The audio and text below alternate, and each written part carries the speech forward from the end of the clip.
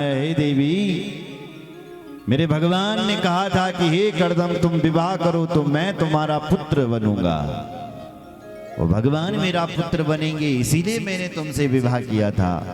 देवी तू चिंता मत कर, तू कोई साधारण देवी नहीं हो, तुम तो साक्षात भगवान की जननी हो। तो कर्दम जी रुक गए महाराज। और अब की बार जब देवभूति माता गर्भवती हुई, साक्षात भगवान उनके गर्भ में पधारे और कालांतर में भगवान को जन्म बल कपिल देव नाम से हुआ। बोलो कपिल देव भगवान की जय। कपिल भगवान का दिव्य दर्शनों के लिए ब्रह्मा जी ब्रह्मलोक से आए। भगवान कपिल का दर्शन किया, वंदन किया, पूजन किया और जब जाने लगे तो कर्दम जी ने निवेदन किया, हे महाराज आपके साथ में 9 बेटा आ रखे हैं। ब्रह्मा जी के साथ में 9 बेटा आए थे, 10वीं नंबर के नारद जी थे। क्यों ना हम इनका विवाह करवा दें, मेरे घर पर 9 बेटियां हैं। कर्दम जी ने कहा ठीक है जल्दी करो। ब्रह्मा जी ने कहा जल्दी करो। तो क्या था महाराज, कर्दम जी की जो 9 बेटी थी उनका विवाह ब्रह्मा जी के 9 पुत्रों के साथ सुसंपन्न हो गया। पहली बेटी थी कला देवी, जिसका विवाह हुआ मरीचि से। दूसरी थी अनुसुया, जिसका विवाह हुआ अत्रि से। तीसरी थी अरुंधति, जिसका विवाह हुआ वशिष्ठ जी से। चौथी थी ख्याति, जिसका विवाह हुआ भृगु जी से। ऐसे ऐसे करके 9 बेटियों का विवाह कर दिया।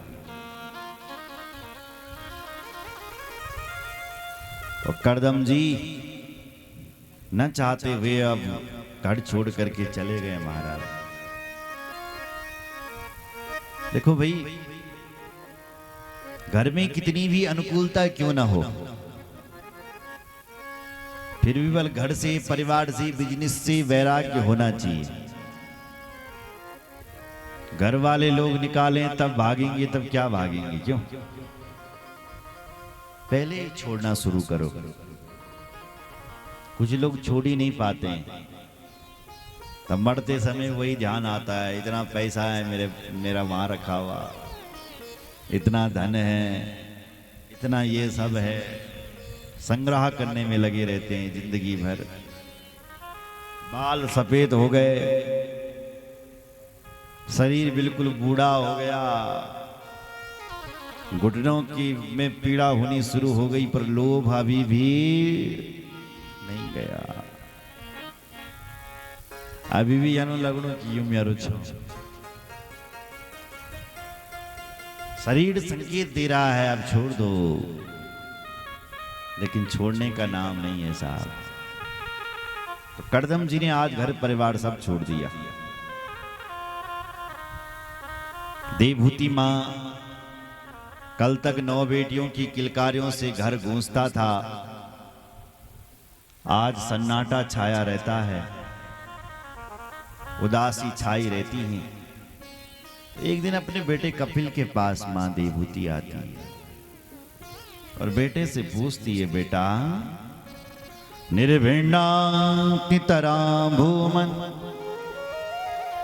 असतीन्द्रिय तर्षणा येन संभाव्यमानेन प्रपन्नाधम तम प्रभो। हे प्रभो, मैंने संसार में इतना भोग भोग लिया जितनी भोग की कोई स्त्री कल्पना भी नहीं कर सकती है। हे बेटा, हर प्रकार की अनुकूलता, हर प्रकार का वैभव, हवाई जहाज खड़ा है, जो बोलते हैं सो करता है, जहां बोलते हैं वहां ले जाता है, हर इच्छा मेरी पूरी हो गई। इन इंद्रियों को बहुत भोग दे दिया है। फिर भी बेटा कपिल ऐसा लग रहा है कि हमने आज तक कुछ ना भोगी। बल ऐसा क्यों लग रहा होगा पुत्र? इन्हीं इंद्रियों को तृप्ति कब मिलेगी? हमारी इंद्रियां तृप्त कब होगी? मेरा ये प्रश्न है। बेटा मैं तेरी शरण में हूं।